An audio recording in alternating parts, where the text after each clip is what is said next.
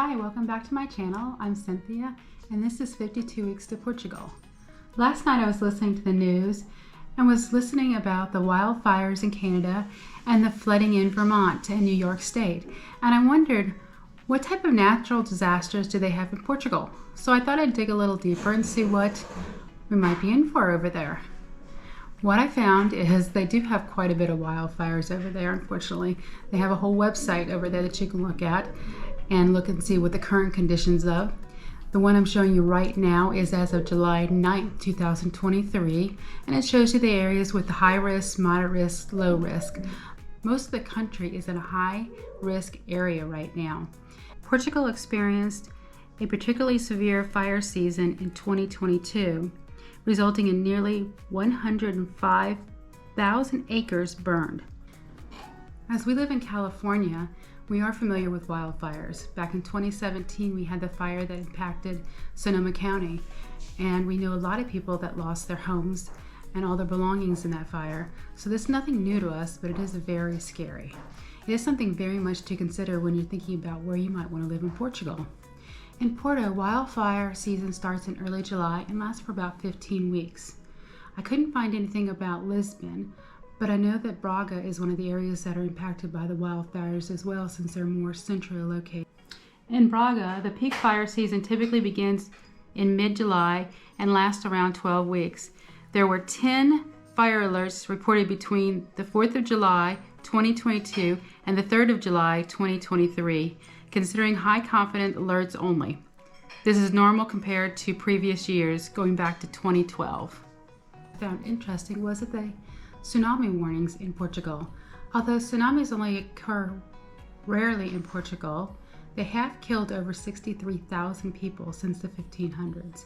So it is something we should be aware of. The largest tsunami ever recorded in Portugal since the 1500s was over 15 meters high. In California, we just underwent in early 2023 a number, I want to say 12, atmospheric rivers that came through that caused severe flooding and heavy snow in the mountainous areas.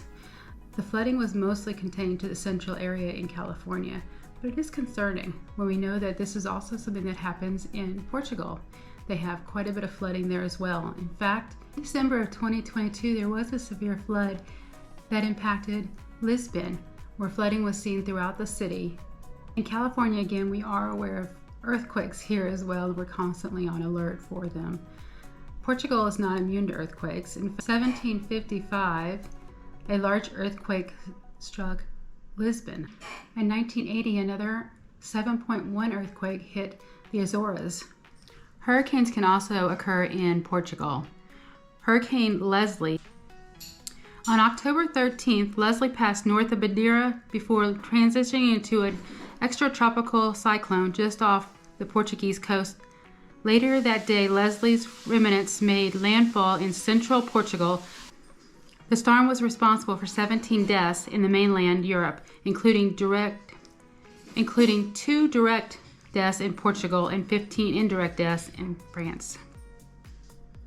Hurricanes only occur occasionally in Portugal. On average, they happen about 2 times a year.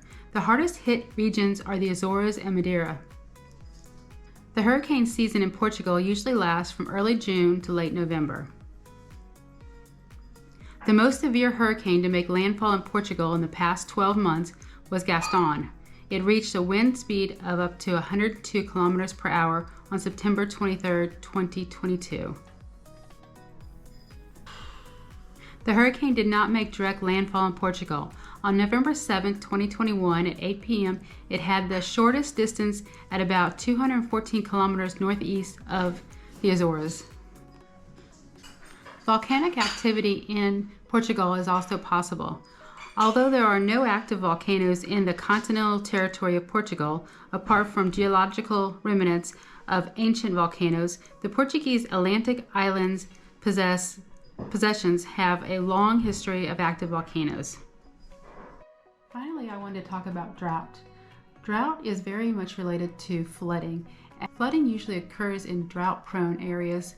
Drought is very much related to fires. As the areas dry out, they become more prone to fires. According to GRACE, the Gravity Recovery and Climate experiment, major earthquakes always occur in the dry stages, indicating drought and associated groundwater extraction is an important trigger for major earthquakes.